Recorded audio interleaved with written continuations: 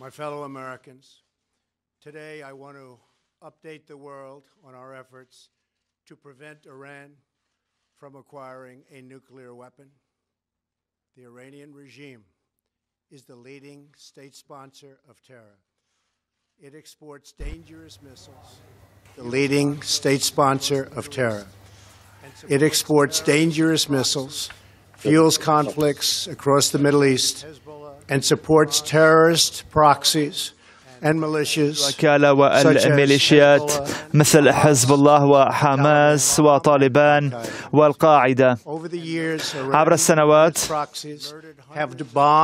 عبر السفارات الأمريكية قتلوا المئات من الأمريكيين واختطفوا وسجنوا وعذبوا مواطنين أمريكيين.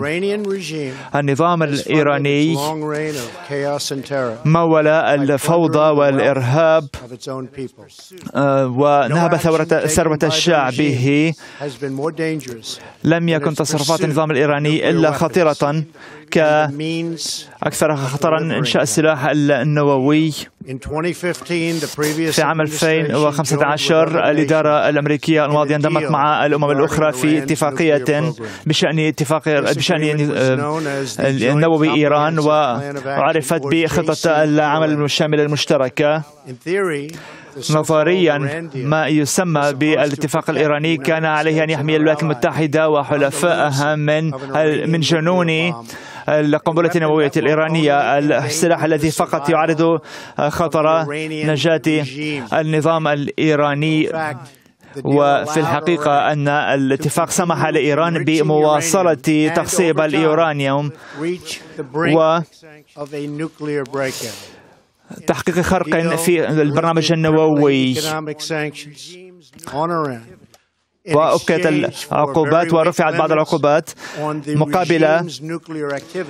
مقابل خفض القليل من النشاطات النووية النظام الإيراني، ولكن لم تخفف من تصرفات إيران كما تفعل في سوريا واليمن وأماكن أخرى حول العالم.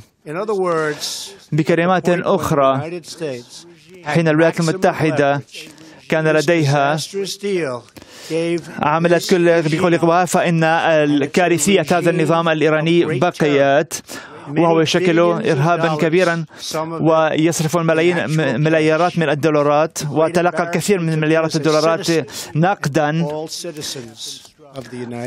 ويشكل تهديدا على الولايات المتحدة وشعبها. هذا الاتفاق الهدام كان يمكن وقفه، ولكن ذلك لم يحصل. في قلب أن الاتفاق كان هناك أمور سيئة. كان يسمح الاتفاق أو مشان الاتفاق أن يسمح لإيران ببرنامج سلمي، ولكننا لدينا اليوم دليل على أن الوعد الإيراني كان كاذبا. وجرى الأسبوع الماضي نشر معلومات استخباراتية تظهر أن النظام الإيراني وتاريخه وفي سعيه لحيازة الأسلحة النووية، وهذا الجزء من الاتفاق النووي كان لم يكن يجب أن يبقى من دون نظرة ثاقبة. في السنوات منذ التوصل إلى الصفقة نمت الميزانية العسكرية